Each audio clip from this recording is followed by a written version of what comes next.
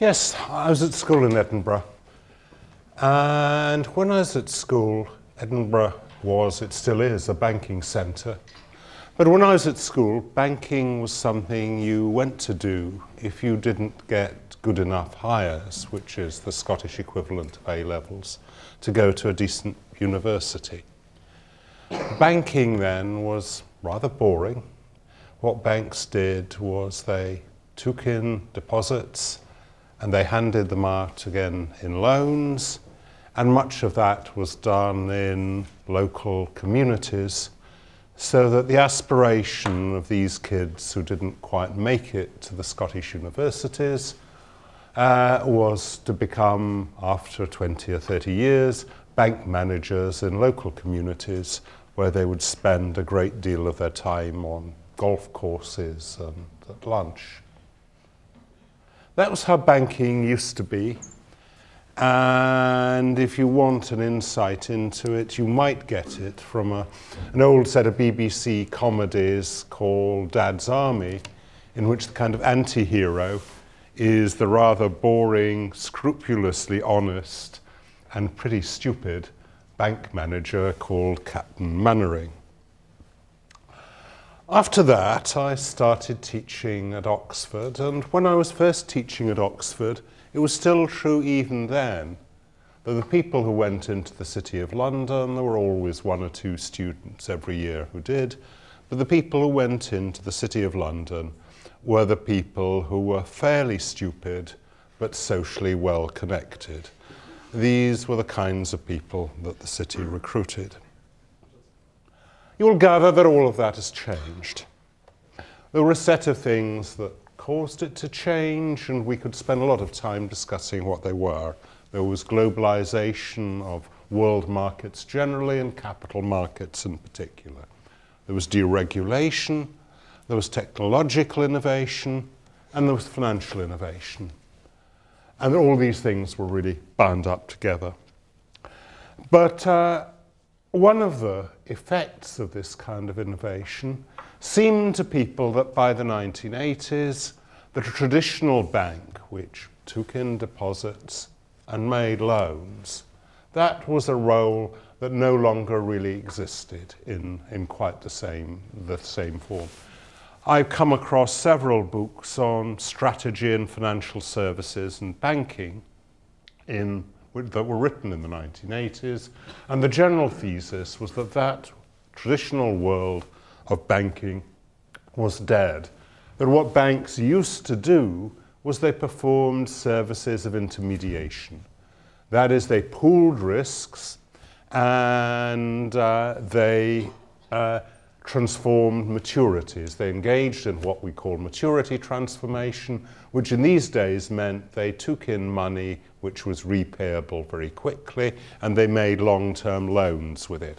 So that a traditional bank was in trouble if everyone wanted their money back straight away, but generally they didn't, and that's what gave rise to the whole set of models of fractional reserve banking and the like that you're still taught.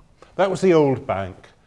And people said the old bank is dead because these kind of things that used to be done within banks can now be done through markets. That is, you can have markets in risk, and you can have markets in maturity transformation, and that means this kind of intermediation function is over. The future of financial services will be more specialist institutions. Well, the people who wrote that were half right and half wrong. They were half right in the sense that almost everything that is done in the financial sector is today done by some specialist institution or another. But they were half wrong, and perhaps the half wrong is the more important point. They were half wrong because what we saw in the 1980s and afterwards was the development of large conglomerate financial institutions that did not just the things that banks used to do, but did absolutely everything. The banks we're used to today were financial conglomerates. And if you ask why that happened, probably the best reason, the best simple explanation of why it happened is to say it was the egos of very greedy, near megalomaniac individuals, and these individuals in Britain range from Bob Diamond, who runs Barclays, who is the, as it were, master of the universe investment banking, whose interest in what happens in the local Barclays branch is not very great, but whose interest in the money that the local Barclays bank takes in is very large indeed. And at the other end of the spectrum, you get the Sir Fred Goodwins of the world, of the man of Royal Bank of Scotland, who was a very good retail banker. He managed to run a retail bank actually rather well, but he then suffered the illusion that he was a master of the universe who could jet around the world being a corporate financier with disastrous results. So that on the one hand, we got the creation of new specialist institutions in the financial sector. On the other hand, we got the creation of large financial conglomerates. We'll come back to that point in the story later, but I want you to note that development for a moment, that historical background, and we'll talk for a moment about a bit of economics, actually. The economics we'll talk about is the way in which we think about risk, and the way in which you guys get taught to think about risk. And you'll know that the way in which you get taught to think about risk, I don't know exactly what's in your course, but I can make a pretty good guess.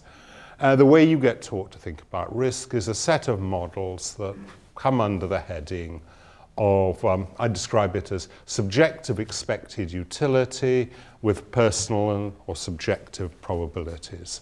So that this is a kind of axiomatic approach to the way people think about risk.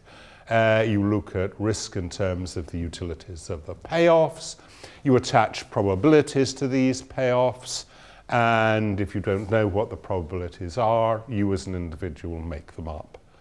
And that goes with a kind of Bayesian statistics, and that's been the hallmark of what has been taught in financial economics for the last 50 years. And it's behind essentially almost all the quantitative modeling that goes on in the financial world. And it's a set of ideas that when I was teaching, I taught to students in the way other people taught it to students. I'm not sure I entirely believe in that kind of story anymore. And I'd cite two groups of events that were central in making me think rather differently about some of these issues. The first was a visit to a set of casinos. Some of you will know, I hope most of you don't know, that London is one of the centres of the world for really high-rolling gamblers. There are two or three places. Las Vegas is show business. Las Vegas is not where you go if you're a serious gambler. If you're a serious gambler, you come to London. And if you wander around Mayfair, you will see, if you walk along Curzon Street, you will see next to each other two of these casinos. There are half a dozen of them in central London, and these are places where the kind of people go who might lose £100,000 in an evening. And not only might they lose £100,000 in an evening, they're people who are so rich that they wouldn't notice if they lost £100,000 in an evening. Kerry Packer, the Australian newspaper magnate and cricket enthusiast, was probably one of the, perhaps the highest rolling gambler in the world. And he lost so much in these places that if these casinos knew Kerry Packer was in town, they would keep a room vacant to ensure that if Packer showed up, there would be an empty room for him to gamble in that they could show him straight into. For reasons I won't explain, it's quite a complicated story in its own right, I spent an evening touring these casinos, half an hour to an hour in each of these 6 establishments. And what I thought was, if you go to these places, firstly, the kind of people you will see in them will be successful entrepreneurial businessmen. And that was typically right. These were the kinds of people you found in these kind of casinos. People like, in fact, Kerry Packer. The other thing I thought is these will be the kind of people who are so rich that if they do lose £100,000 having a good time in an evening, that's a good night out as far as they're concerned. So the first thing was right. They were successful entrepreneurial businessmen, but they weren't having a good time. They were sitting there with their knuckles on the card deck or on the card table or by the roulette table, white-knuckled, ashen-faced, watching the roulette ball spin or the cards fall. They were really hoping they were going to win, desperately hoping they were going to win. That was what they went there for.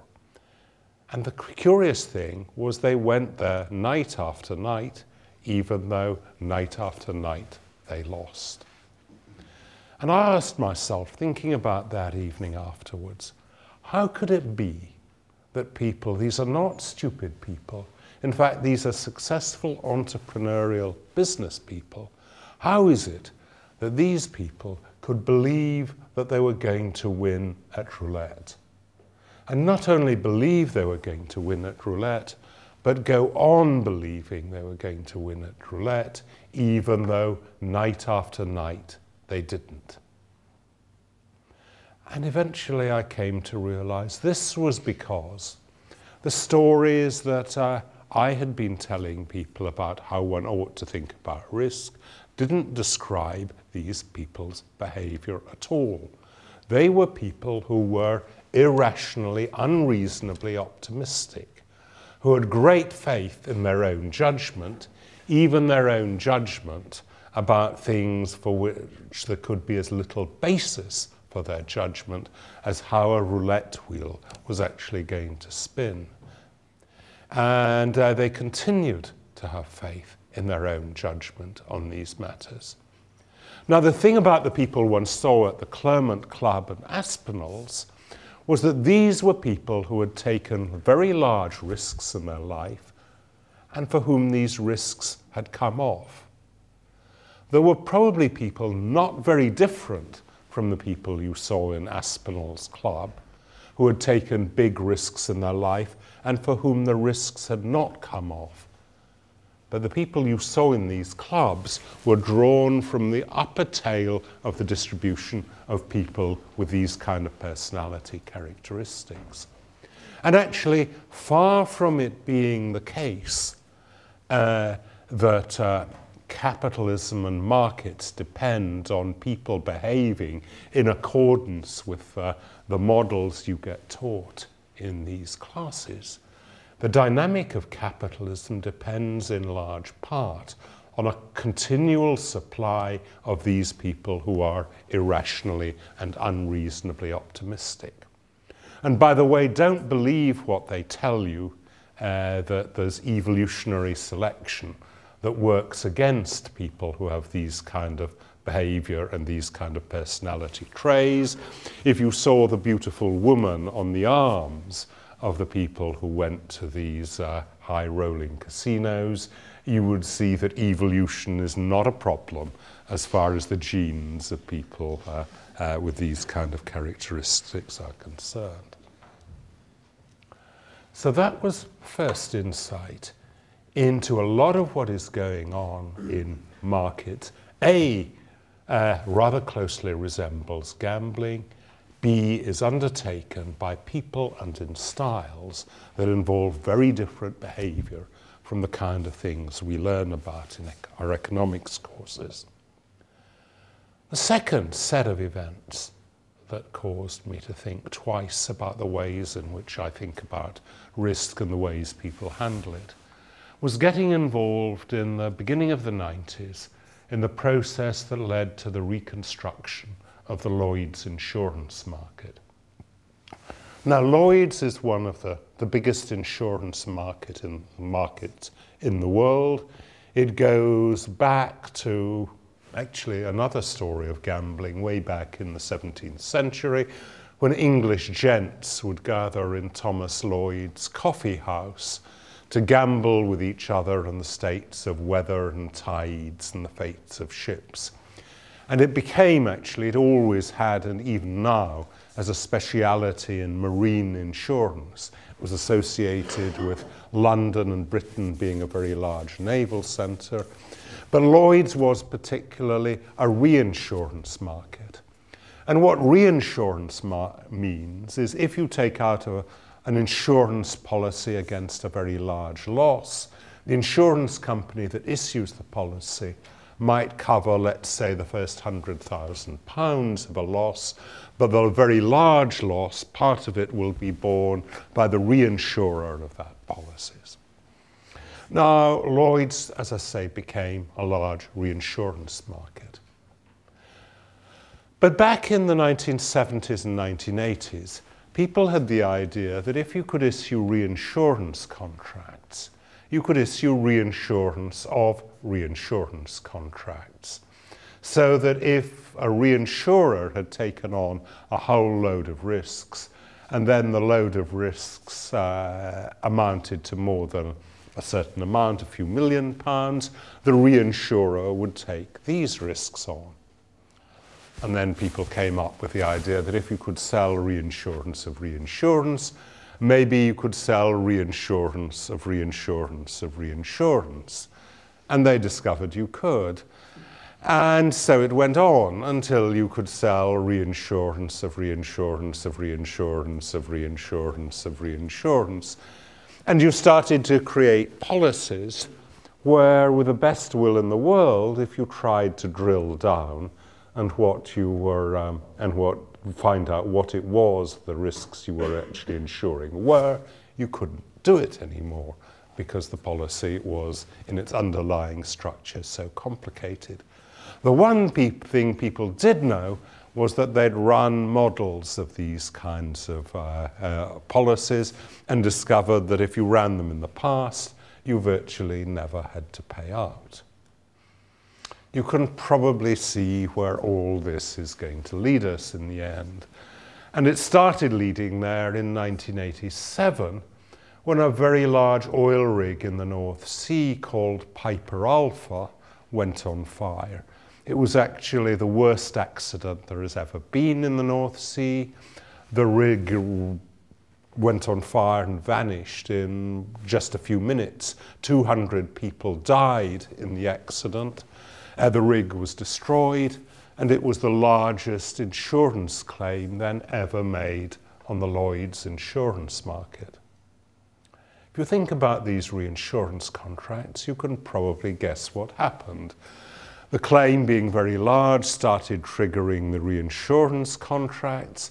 Then it triggered the reinsurance of reinsurance contracts. Then it triggered the reinsurance cubed contracts. And eventually it started triggering the higher layers of contract. And the end result was that people who had never heard of an oil rig called Piper Alpha discovered not just that they had insured Piper Alpha, but that they had insured Piper Alpha over and over and over and over and over again without knowing it. Now, that's the sad story of how some of the stately homes of England had to be sold up with their furniture in order to meet the losses of the English gents who had staked some of their money in the Lloyd's insurance market.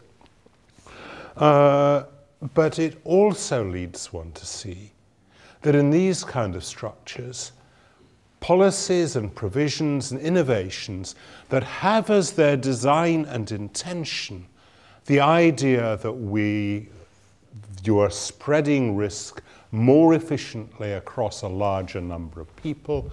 Structures that are designed to disseminate risk did in fact have the effect of concentrating risk. And the reason they had the effect of concentrating risk was that the distribution of risk was not following the pattern that said people who can't afford to bear a very large risk pass it on to people who are better placed to bear that risk. In fact, what was happening was Occidental Petroleum, the principal operator of the rig, who could quite reasonably afford to take quite a large loss, were dumping the risk on these English lords and ladies who had no idea what they were doing. And that's the key to understanding what was going on. What was generating these transactions was not more efficient risk management. What was generating them was what we recognize as information asymmetry. People who knew a little bit about what they were doing were dumping risks on people who understood less about what they were doing. And the result of that was that a lot of the risks actually ended up on the people who didn't understand anything at all about what they were doing. The motive for trade was information asymmetry, not risk spreading. Now that's a little bit of economic background to this and complications that relate to the way you're taught to think about risk in financial markets. But I hope you can probably begin to see that these two experiences were help to set up my appreciation of what was going on more generally in financial markets in the 1990s and after 2000, and in particular helped me understand what was going on in the events that led up to the crisis of 2007-2008 and the way in which that crisis actually developed. So let's go on and understand a bit more about how that crisis did develop. Because we've seen that what happened in the 1980s was the development of these new markets for intermediation. And in particular in what was called securitization, you could take a bundle of loans and you could pass the risks associated with that bundle of loans onto a different group of investors. And once again, just as in the Lloyd's market, there were two economic explanations of what's going on there. One explanation is that you're taking risk away from people for whom it's very difficult to bear and passing it on to people who can manage this risk better or more cheaply. Another is that you're taking the risk away from people who understand it and passing it on to people who understand less about it. So there are these two explanations of what's going on in that securitization process. Of course, the other aspect of the securitization process is that if securitization is profitable, securitizing the securitized products can be profitable as well. And securitizing the securitized products can be securitizing the securitized products based on securitized products can be profitable again, and so on and so on. So just as in Lloyd's, you've got the construction of these ever more complicated products where you couldn't understand what the underlying risk was, so you can create debt instruments when nobody could really understand what the underlying loan structure was. And as in the Lloyd's story, people said, well, we've run models of these products in the past, and we've discovered that they practically always work. That was what happened in these markets, and you can see that it started to go the same way. The equivalent of Piper Alpha in the North Sea was the subprime mortgage problems in the United States, in which some of these securitized products started to fail. But that had even more dramatic knock-on consequences than the Lloyd's collapse did. Because what happened was it turned out that the question in my mind had always been, who are the financial sector equivalents today of the stately homeowners who lost so much in the Lloyd's debacle? That is, where is the ultimate rubbish? And what it turned out as the crisis broke was that an awful lot of that rubbish was actually, for a variety of reasons, lodged in the banks themselves. One of the great paradoxes of this securitization boom was that the list of people who bought this stuff looked not wildly different from the list of people who had sold the stuff in the first place. They were selling it in this sense to each other. The result of that was, as soon as you have these products, where when people start to think about them, no one can assess really what the underlying value of these products actually is. But if you have a bank that has a large quantity of these products, if the assets of the bank consist to a significant degree of products of uncertain value, then that creates doubts over the value of any of the other assets in the bank's balance sheet as well.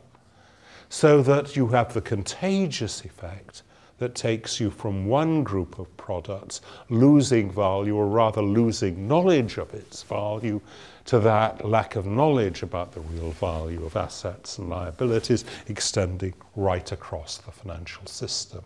And that was how a group of problems with one set of products led to valuation crises and the disappearance of liquidity in credit markets taken as a whole.